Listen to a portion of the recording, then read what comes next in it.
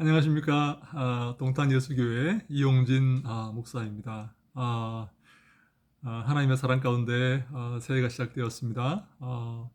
오늘도 함께 마태복음을 함께 산책하며 생각해 보는 시간 갖기를 원합니다. 네, 오늘은 마태복음 산책하기 두 번째인데요. 마태복음 1장 1절에 아브라함과 다윗의 자손 예수 그리스도의 계보라 하는 말씀을 가지고 두 번째로 한번 생각해 보고자 합니다. 예수 그리스도라는 그 말의 그 의미에 대해서 한번 생각해 보는 시간인데요. 이 말은 예수는 그리스도이다라는 그런 의미의 말씀입니다. 예수는 그리스도이다. 우리가 흔히 잘 알고 있지 않습니까? 예수는 그리스도이다 하는 그런. 근데 이 그리스도라는 말은 기름 부음 받았다는 그런 말이죠. 여러분 잘 알고 계시죠? 예. 히브리어에 이 마시아흐라는 그런 말입니다. 기름을 부었다라는 말인데요. 이 기름이라는 이 물질은 이 구별되는 그런 의미를 갖고 있는 그런 이 성향의 물질입니다. 물과 구별되지 않습니까? 기름은 물과 섞이지 않습니다. 그래서 그 이스라엘 사람들은 기름을 부음으로써 이 사람이 우리와 다른 어떤 하나님의 일을 위해서 세움받은 구별된 사람이다라는 그런 의식을 가지고 그렇게 사람을 세울 때 기름을 부었던 것이죠. 그래서 이 기름 부음 받는 그런 일은 우리 그 고대 이스라엘의 여러 직분 가운데서 그런 기름 부음을 받아서 직분자를 세우는 그런 경우가 있었습니다. 그래서 이 마시아라는 이 기름 부음 받은 자라는 그런 말은 사실 특별한 그런 개념이기도 하지만 보통 명사로 쓰였다라고 이렇게 우리가 봐야 됩니다. 심지어 이사야서에 보면 고레스 그 바사왕 페르시아 왕 고레스도 기름 부음 받은 자라는 그런 그 표현이 이렇게 나오게 되는데요. 당시에 그 하나님의 구원자로서 하나님의 사명을 감당하는 자로서 따로 세움 받은 구별된 하나님께 속한 이 땅과 구별된 그런 존재를 설명하는 보통 명사로서의 그런 이 그리스도라는 그 마시아흐라는 그런 말이 바로 그 말이라고 한다면 이 말을 예수님에게 사용할 때는 좀 다릅니다. 예수님에게 사용할 때는 특수한 그런 의미가 부여가 됩니다. 그래서 이 예수 그리스도라는 이 말은 어떤 구약에 쓰이던 일반적인 보통 명사로서의 그 이 크리스토스 마시아가 아니고 특수한 어떤 사명을 받은 예수님에게만 적용하는 고유 명사화된 그런 마시아 그런 그리스도스라고 우리가 보아야 되는 것입니다. 예수님만이 참된 그리스도요. 예수님만이 참된 기름 부음 받은 자요. 예수님만이 독특한 의미에서 이 구약에 이전에 있었던 그런 많은 사람들과는 다른 독특한 의미에서의 기름 부음 받은 자다라고 우리가 판단을 하고 받아들여야 합니다. 예수님을 구약의 어떤 그 선지자들이나 어떤 하나의 그 일반 사람들과 같은 그 범주에 넣고 생각해서는 안 된다 하는 말씀입니다. 사랑하는 여러분, 우리가 예수를 바라볼 때 이 두 가지 관점을 가져야 합니다. 유대인으로서 그 땅에서 유대인의 삶을 살았던 한 유대 청년이었지만 동시에 예수님은 이 땅에 우리를 위해서 육신의 몸을 입고 오셔서 십자가를 지시고 우리 죄를 대속하신 하나님의 아들로서의 그런 모습, 그런 구원자로서의 그런 모습을 우리가 동시에 볼 줄 알아야 하는 것입니다. 이 두 가지 관점, 이 예수님을 바라볼 때 이 두 가지 관점을 가지고 그 바라보아야만 우리가 시험에 들지 않고 바른 신학을 해나갈 수가 있습니다. 여러분, 이 두 가지 관점이 중요한 그 이유가 제가 예를 한 가지만 제가 들어보겠습니다. 바로 그 예수님의 만찬을 우리가 바라볼 때 이 두 가지 관점을 가져야 될 필요가 있습니다. 여러분, 예수님의 만찬은요, 독일어로 아벤트말 예수라고 이렇게 말하는데요. 영어로 하면 The Lord's Supper, 주의 만찬이라고 우리가 말을 해야 됩니다. 성만찬도 맞는 말이지만 더 정확하게 말하면 주의 만찬이 맞는 말인데요. 예수님께서 제정하신 만찬이다, 그런 의미의 말입니다.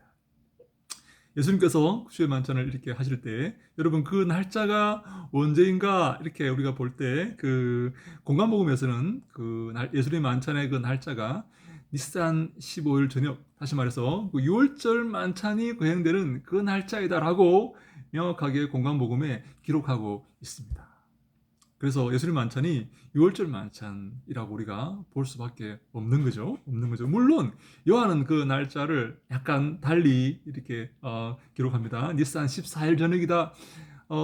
어린 양이 이렇게 죽고 이렇게 희생하는 그런 날짜이다라고 이렇게 요한은 예수님을 하나님의 어린 양으로 이렇게 묘사하는데요. 어떤 묘사가 옳으냐? 공관복음의 그 날짜가, 예수님 만찬의 거행 날짜가 옳은가 아니면 요한복음의 거행 날짜가 옳은가, 논란이 있습니다. 논란이 있어요. 어떤 사람은 이 논란을 중재하고자 서로 다른 달력을 쓰고 있다. 다시 말해 요한은 꿈난의 달력을 아마 사용했을 것이다 라고 이렇게 중재를 하기는 하지만, 아직까지 명확하게 왜 날짜가 다른지, 누가 날짜를 바르게 하고 틀리게 했는지, 혹은 다른 어떤 이유가 있는지 그래서 명확하게 이렇게 정리가 아직 되지 않았습니다. 혹시 여러분 가운데 그 문제로 논문을 한번 이렇게 써볼 수도 있지 않을까라는 생각을 제가 합니다. 하여간 공관복음의 예수님 만찬의 날짜는 6월절 만찬의 그 날짜입니다. 그래서 예수님 만찬을 많은 학자들이, 특별히 독일 쪽에 있는 이 학자들이 6월절 만찬이다, 파샤말이다, 파샤말이다 이렇게 말하는 학자들이 많이 있어요. 많이 있습니다. 근데 특별히 독일의 요아킴 예레미야스라는 그 사람이 예수님 만찬이 6월절 만찬이라고는 정확하게 볼 수 없다라고 이렇게 주장을 하면서 열 몇 가지의 그런 6월절 만찬이 될 수 없는 이유를 설명해 놓았습니다. 그 사람이요. 근데 그 주장을 보면 예수님의 만찬이 6월절 만찬으로서 가져야 되는 그런 구성 요소, 6월절 만찬에 가져야만 하는 그런 구성 요소를 많은 부분 결여하고 있는 것을 보게 됩니다. 6월절 만찬이라면 반드시 있어야 되는 그런 것들, 요소들이 예수님 만찬에 많이 결여가 되어 있어요. 뿐만 아니라 독특한 예수님의 그런 메시지와 컵 세잉, 브레드 세잉, 이런 예수님의 그 말씀과, 또 예수님은 또 마지막으로 이 만찬을 내가 올 때까지 나의 죽음을 기념하는 의미에서 이 만찬을 계속 거행하라, 이렇게 예수님께서 말씀을 하시지 않습니까? 6월절 만찬에 이렇게 만찬과는 다른 그런 모습들이 예수님 만찬에, 성만찬에, 주의 만찬에 있다는 것입니다.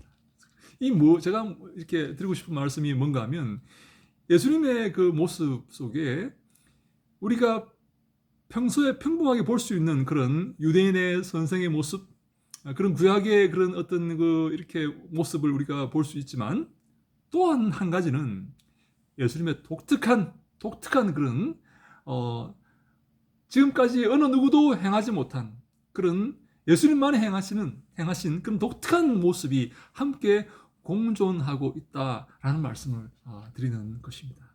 그래서 우리가 이런 질문을 하지 않습니까? 예수는 어떤 메시아인가? 메시아로서 이렇게 가지는 평범함, 메시아로서 이렇게 가져야 되는 그런 보통 명사로서의 그런 메시아로서 가지는 그런 평범함이 있지만, 동시에 보통 메시아가 가지 못하는 그런 독특한 모습이 예수님의 삶 속에 있다는 것입니다.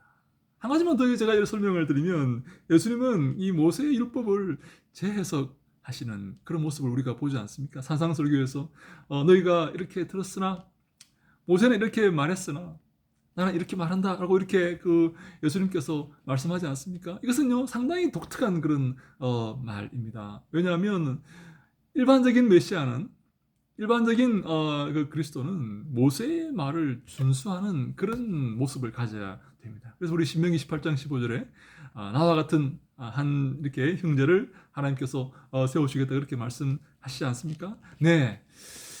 오늘 제가 함께 이 예수 그리스도라는 이 말 속에서 우리가 기억해야 될 그 사실을 이렇게 생각해 보는데요. 예수님은 어떤 메시아인가? What kind of Messiah is Jesus Christ? 예수님은 어떤 메시아인가? 예수님 메시아는 맞는데 어떤 메시아로서 이 땅에 오셨는가 하는 것을 생각해 보는 시간을 가져야 한다 하는 것입니다.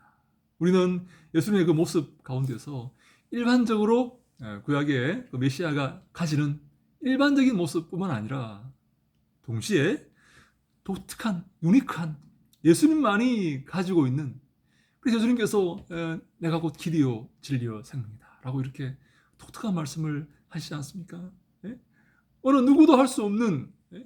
아버지와 나는 하나이다 라고 이렇게 예수님께서 당신의 그 주장을 하지 않습니까?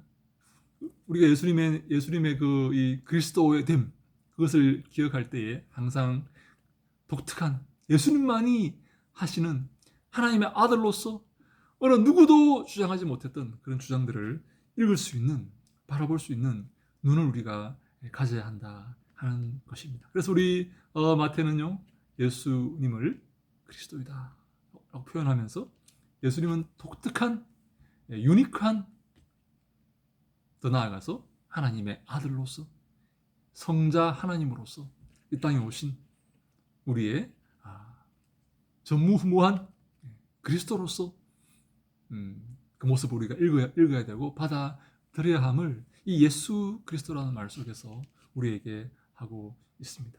사랑하는 여러분, 새해가 되었습니다. 더 이렇게 그 팬데믹이 기승을 부릴 것입니다. 더 심해질 거라고 이렇게 보는 사람도 있습니다. 네. 그러나 우리는 바로 예수 그리스도, 독특한 메시아, 하나님이 당신의 모습을 우리에게 계시하기 위해서 이 땅에 보내신 하나님의 아들, 성자 하나님 예수 그리스도를 모시고 섬기는 사람들입니다. 그래서 우리는 그리스도의 제자이고 하나님의 자녀입니다. 예수 그리스도를 마음속 깊이 감사함으로 기쁨으로 받아들인 하나님의 자녀인 것입니다. 그래서 우리는 이 팬데믹 이 정도의 어떤 그런 위협 앞에 결코 굴하거나 물러서서는 안 되는 그런 존재들입니다.